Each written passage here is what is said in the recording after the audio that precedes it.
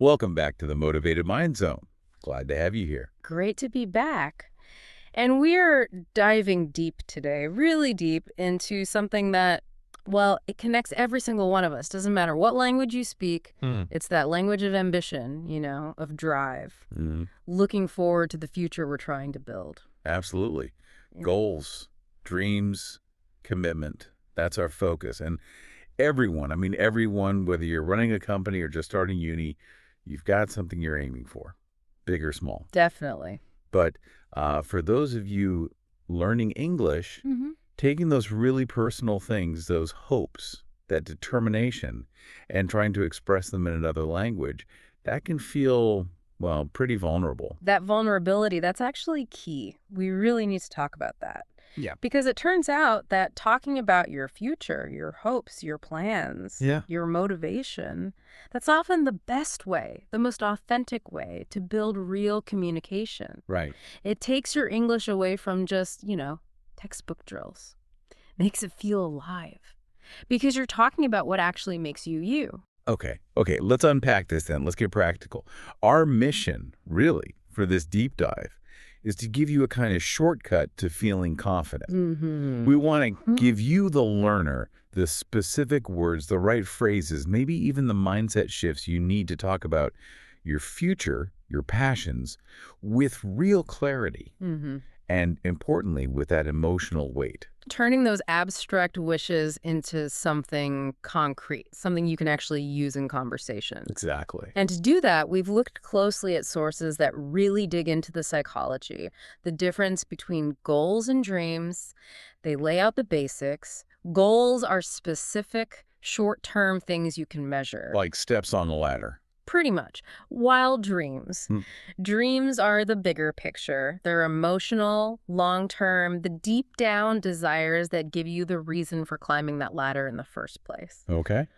And crucially, these sources show us the natural, everyday ways native speakers talk about these things, how they share hopes, plans, how they stay motivated, and even how they talk about resilience when things don't go to plan. So if you're maybe tired of saying that vague thing, I want to be successful. We hear that a lot. And you want the actual language to say what success means to you and how you're planning to get there. Well, this is the deep dive for you, right? Let's start with the big why. Why this topic? As English learners, there's so much ground to cover: grammar, pronunciation, idioms. Why spend all this time on aspirations? Well, if you look at how language really works, how we actually learn it and use it, this is where the expressive side truly comes alive. Talking about goals and dreams, it forces you, in a good way, to use more complex structures. Like future tenses. Exactly. Future tenses, conditionals, infinitives, gerunds. But you're not just doing drills, you're applying them to something deeply personal, your purpose. And that process, it helps you practice expressing feelings and tensions, which is, let's be honest, way more complicated than just describing what you had for breakfast. And it connects people, right? If you share a goal, you're not just a learner practicing verbs anymore. You're a person sharing a bit of yourself. Precisely. Our sources really highlight this. When you say something like, I dream of traveling the world, or maybe my goal is to become a designer, you're putting a piece of your identity out there. Yeah. And that vulnerability, that shared sense of purpose, it's actually a massive confidence booster. The conversation immediately feels more meaningful. And because it's meaningful... it sticks. Exactly, it sticks. Language tied to strong emotions, hope, determination, maybe even a little fear stays with you much longer than, say, vocabulary about the weather. It also keeps the conversation going, doesn't it? If I just say, I study English, well, where does that go? Right. Often nowhere fast. If I say, I study English because I want to get a new job at an international company next year, suddenly, boom, you've opened the door. The other person can ask 5 different questions. You've invited them in. Okay. But we should acknowledge this can be tricky. Yeah. For many learners, depending on their culture, talking openly about ambition, about future success, it might feel like boasting. Mm. Or maybe like your tempting fate. Yeah, I can see that. So what happens? Learners often stick to safe, simple language. It lacks that emotional punch. So part of our job here is to show you how to be expressive, how to talk about ambition in English in a way that sounds authentic, maybe even humble, but definitely not aggressive. That's a really important distinction. It's not about bragging, it's about clarity, stating your intentions clearly. Exactly. And what we see pretty much across the board is that for so many learners, getting good at English isn't actually the final dream. No, it's the tool. It's the vital tool, the enabling goal. English is often the bridge to something bigger. Studying abroad, maybe working remotely for a global team, or just feeling free to talk to anyone, anywhere. Hmm. And when you share that dream, the big why, suddenly the daily grind of memorizing verbs or practicing pronunciation, it feels meaningful. You see the language itself as the first crucial step towards making that big dream happen. So understanding that context, we need to give learners those simple, natural phrases right from the start. The kind of conversational shortcuts that carry a lot of meaning without needing super complex grammar. What are those foundational ones? Yeah, the sources really stress efficiency here.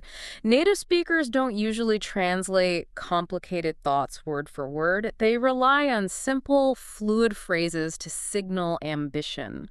Hey? The basics, the real workhorses are things like, I'd love to, simple, right? Or my goal is, very direct.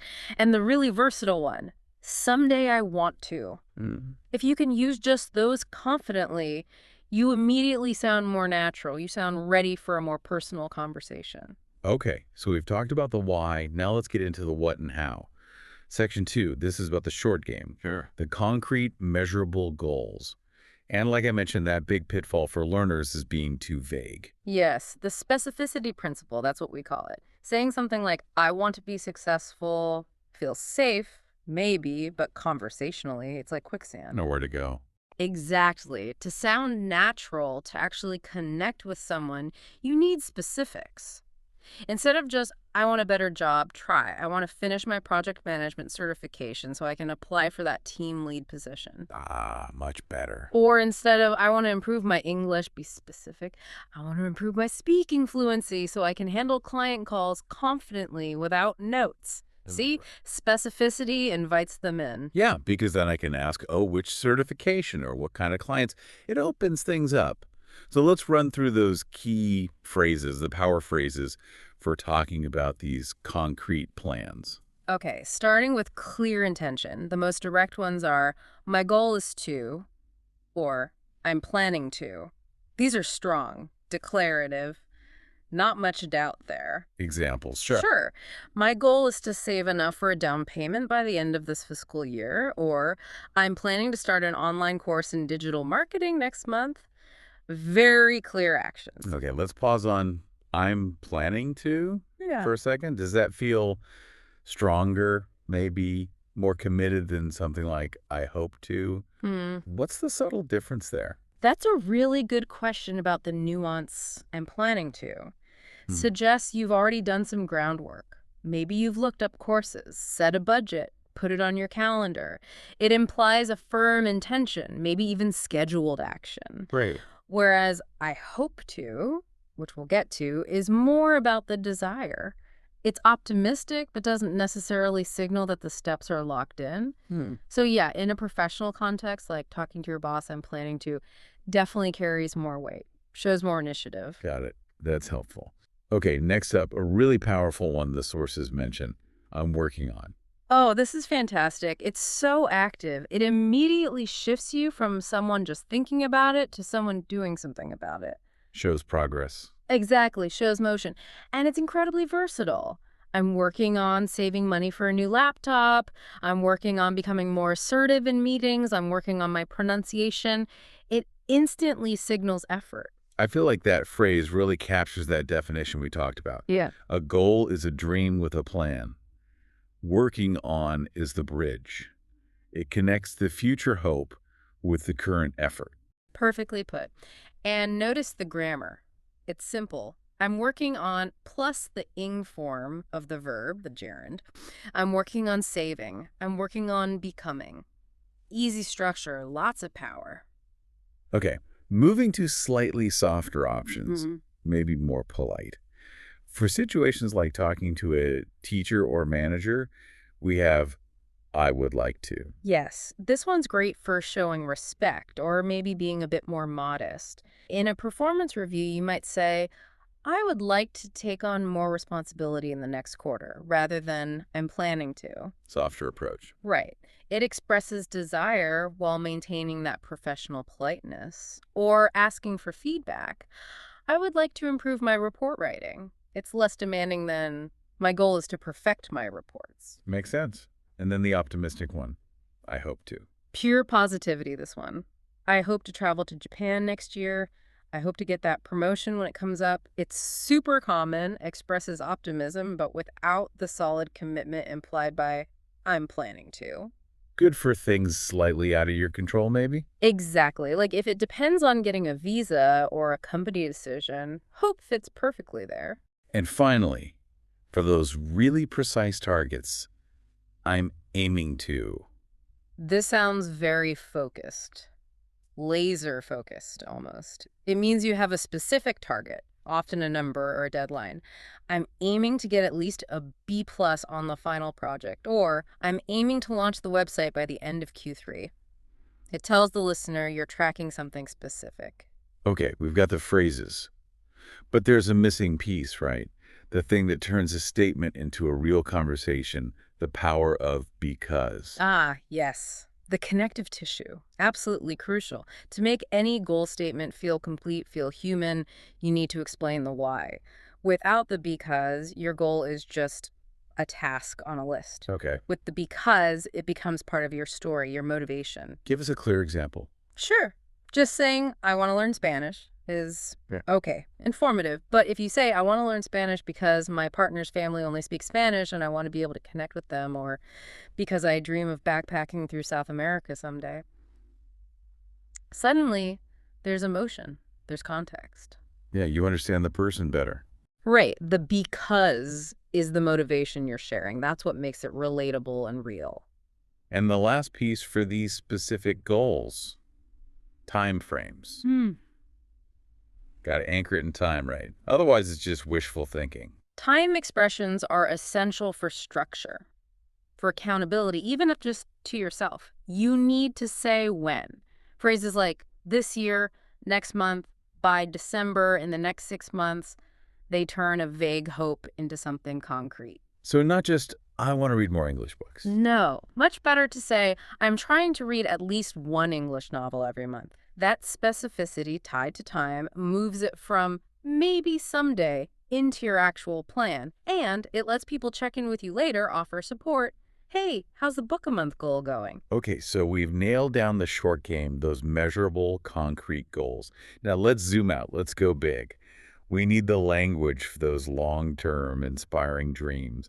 What's the core difference psychologically between a goal and a dream, and how does that shift the language? It's a really important distinction, and yeah, the sources make it clear. A goal, like we said, is specific, tangible, measurable. It's like the detailed map for your journey. Step-by-step directions. Exactly. A dream, though, that's the destination itself. Often it's less defined, more emotional. It's the reason you're taking the journey. It's your compass pointing you in the right direction. So the goal might be learn conversational French. The dream might be living in Paris for a year and feeling completely at home. The dream provides the ultimate meaning for all those small, sometimes difficult steps. So if goal language is practical, logical, dream language needs to be richer, more emotional. Precisely. You see a definite shift. The vocabulary becomes more emotive. We start using phrases that inherently carry more emotional weight. The big ones are, I dream of, I've always wanted to, or the very direct, my biggest dream is. Okay. These are usually about a significant life change or realizing a deep-seated passion. Think, I dream of opening my own bakery someday, or my biggest dream is to write a novel that connects with people. There's passion baked in. If I use I dream of, I need to follow it with an ing verb or a noun, right? Yeah. Like I dream of traveling or I dream of peace. What about I've always wanted to? Same weight. Similar role, wait, slightly different flavor and structure. I've always wanted to use the infinitive, the basic verb form. I've always wanted to learn how to ski. Ah, The key difference is that always wanted to explicitly links this dream to your past. It shows it's not just a new idea, but something you've held on to for a while. Adds a nice layer to your personal story. gotcha. Now, what about when you want to convey real, like, unwavering commitment to that long-term vision? Strong language needed there. That's where I'm determined to comes in.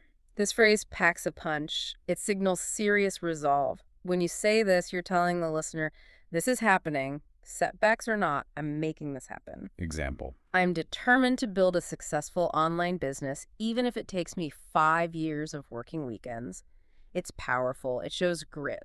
Another phrase that does that past-future connection nicely is, it's been my dream since. Oh, yeah, that's a classic for adding emotional depth. It's been my dream since I was a kid to be a veterinarian.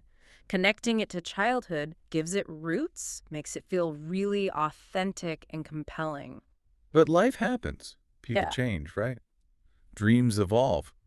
We need language for that too, so we don't sound flaky. Absolutely. It's totally normal for dreams to shift. You can express that evolution gracefully using I used to dream of, and then contrast it with now. How would that sound? Like, I used to dream of being a famous actor, but now, after working backstage for a while, I realize my real passion is directing.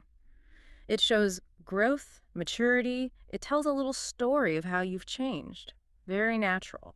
And just looping back quickly, adjectives. How important are they for painting that dream picture? Oh, essential. Don't just say, it's a big dream. Add some texture.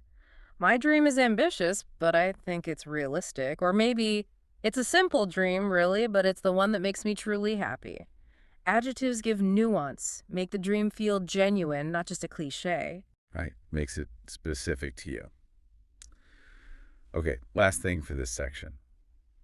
Someone shares this huge, inspiring dream with you. What's a good response? More than just nodding. Yeah, the response matters. It keeps the connection going. Simple, genuine phrases are best. Things like, wow, that's amazing. Or, that sounds incredibly inspiring. Show you were listening. And if you want to engage more, You could say, I really hope you achieve it, or ask a follow-up like, what was it that first sparked that dream for you? That shows real interest and keeps the positive energy flowing. okay, so we've got the big vision, the dream, we've got the milestones, the goals. But now, the tough part, actually doing the work. Moving from imagining the future to the real, sometimes boring, consistent effort. This is where things often fall apart, right? Absolutely. It's the classic gap between intention and action. It's easy to feel motivated watching an inspiring video, but motivation, well, it fades. Consistency. That's the engine that actually gets you there. So, the challenge, both linguistically and psychologically, is taking that huge, maybe overwhelming dream and breaking it down. Breaking it into small, manageable daily or weekly actions. So the language needs to shift again, from inspirational to practical, consistent. Exactly. Less, I want financial freedom, and more, I'm going to track my expenses in a spreadsheet every Sunday night. Right. Dreams inspire, actions move. That's the mantra. And we have specific language for describing that ongoing effort. Phrases that show you've started and you're focused. Let's start with starting. I've started. Yeah, this is great because it signals you've overcome the initial inertia. The hardest part is often just starting. I've started meditating for 10 minutes each morning, or I've started reaching out to one new contact on LinkedIn each week. Okay. And you pair that with phrases showing future commitment, like, I plan to, or I'm focusing on. That combination shows real momentum. I've started the online course, and I plan to finish the first module by Friday. Right now, I'm focusing on understanding the core concepts. And what about acknowledging the daily grind? The imperfect effort. That's where I'm trying to It comes in handy, yeah. Oh, absolutely. It's probably one of the most useful and relatable phrases in English for this. It's honest. It admits it's not easy, but you're still putting in the effort. Like, I'm trying to be more patient when explaining things, or I'm trying to wake up earlier, but it's tough. It shows vulnerability and commitment at the same time. Everyone can relate to trying. now let's get into the mindset needed for the long haul. Consistency. This is where those great idiomatic phrases really shine.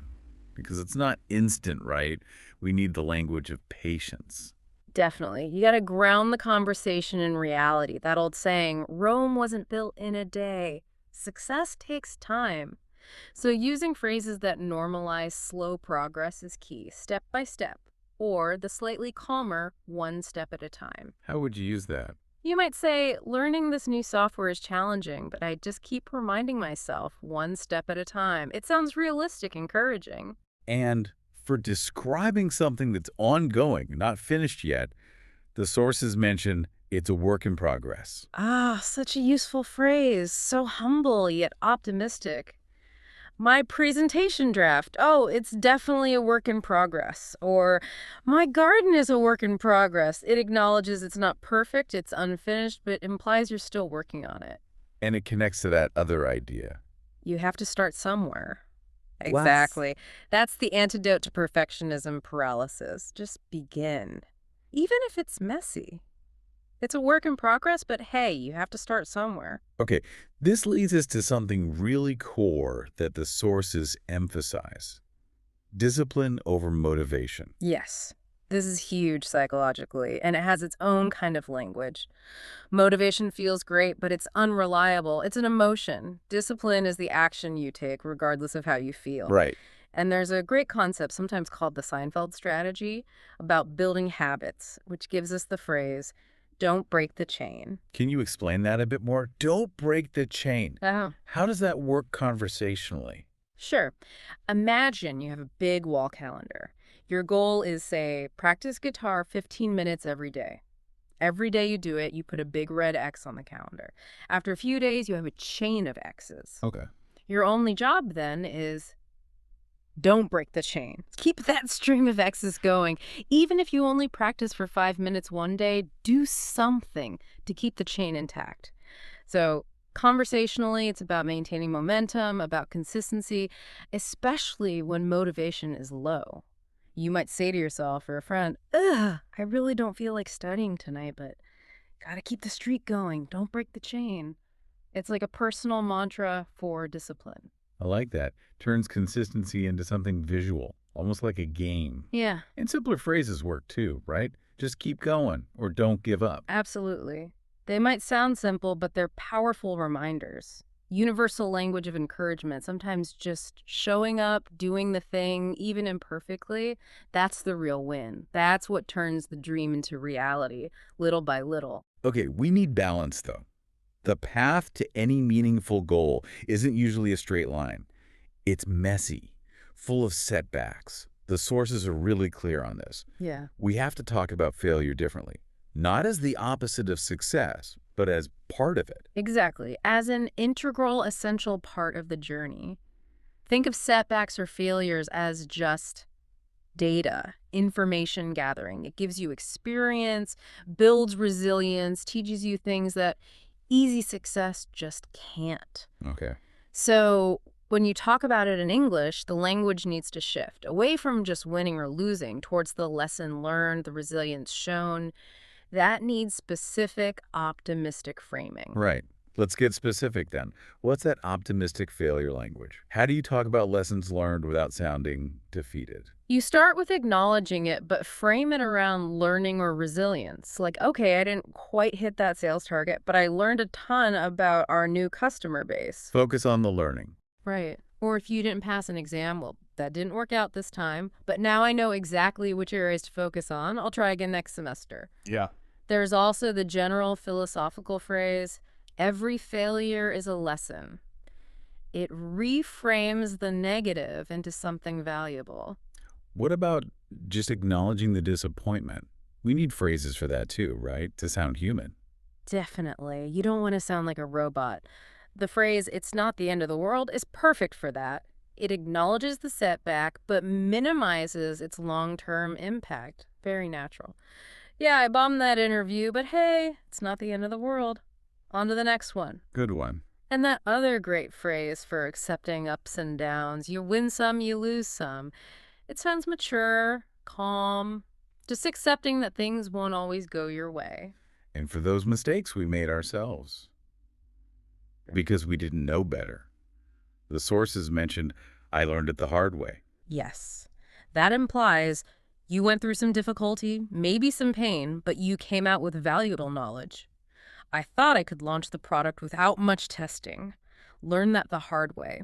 It shows you've really absorbed the lesson through struggle, add sincerity, Powerful. and the ultimate expression of bouncing back. That metaphor, I fell down but I got back up, shows real strength and recovery. Okay, let's flip it. Success. We achieved something great. How do we talk about that without sounding arrogant? Especially, as you said, in cultures where humility is valued. Yeah, it's a fine line. Humble success language is the key. You want to sound sincere. The sources suggest starting by acknowledging the effort. Wow, I worked really hard for this, or I'm just really proud of myself for sticking with it through the tough parts. Focus on the journey, not just the prize. And acknowledging others. Crucial for sincerity, using phrases like, I'm so thankful for the team who helped me, or honestly, I couldn't have done it without my mentor's support. That makes the success feel shared, warm, shows gratitude and maturity. And it's not just about the huge wins, right? Celebrating small steps matters too.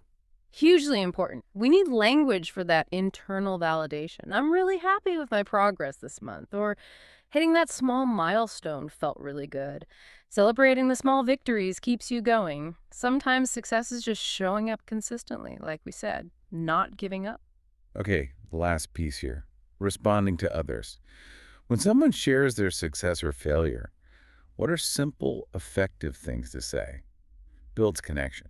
Absolutely essential for relationship building. For someone's success, be genuinely enthusiastic. Congratulations, that's fantastic news. Or, wow, you totally deserve it after all your hard work. And for failure. Offer support and belief. Oh, don't worry about it too much. You'll definitely get it next time. Or a simple, heartfelt, I believe in you. Sometimes just listening is enough. Or maybe offer gentle advice, like maybe take a break and come back fresh. Or what if you tried focusing on just one piece of it for now? So whether it's success or failure, it's all just feedback, really. Yeah. And being able to talk about both openly, honestly, with resilience. That's true fluency, isn't it? That's exactly it. Real communication isn't about perfect grammar. It's about being authentic, connecting over those shared human experiences, the struggles and the triumphs. #outro. So as we wrap up this deep dive on goals, dreams, commitment, I think the biggest thing, maybe the most important insight, is that the real win isn't just reaching the finish line. It's about who you become along the way. Every goal you tackle, every mistake you learn from, every single time you push forward when you just don't feel like it, that builds something inside you. Patience, resilience, effort, and yeah, self-belief, the journey, the daily actions. That's where the transformation really happens. And for you, listening as an English learner, remember that the language itself, it's this incredible bridge. It connects what's inside your ideas, your hopes, your vision for the future. Every time you try to articulate a goal using these phrases we talked about, you're actually bringing that dream a tiny bit closer to reality. Yeah, don't wait until your English feels perfect to start sharing your ambitions. Confidence doesn't magically appear when your grammar is flawless. It grows from trying, maybe stumbling, learning, and trying again. So maybe start today. Pick one phrase from this deep dive and try using it. And if you hit a wall, feel discouraged. Remember that why, that powerful because we discussed. Remind yourself why you started this whole journey. That purpose is the fuel that keeps the discipline engine running. Because really, the journey doesn't have to be fast. It definitely doesn't have to be perfect. It just has to keep going. Consistency is that quiet superpower. And one day, maybe sooner than you think, you'll look back and be amazed at how far you've come. That's the real success. Not just finally reaching the dream, but becoming the kind of person who just doesn't give up on it. Keep learning, keep growing, and keep believing in yourself. You absolutely can do this. We really hope this deep dive helps you talk about your future with more clarity, more confidence, and more conviction. Thank you so much for tuning in today. Until next time, keep practicing, keep believing, and keep moving forward.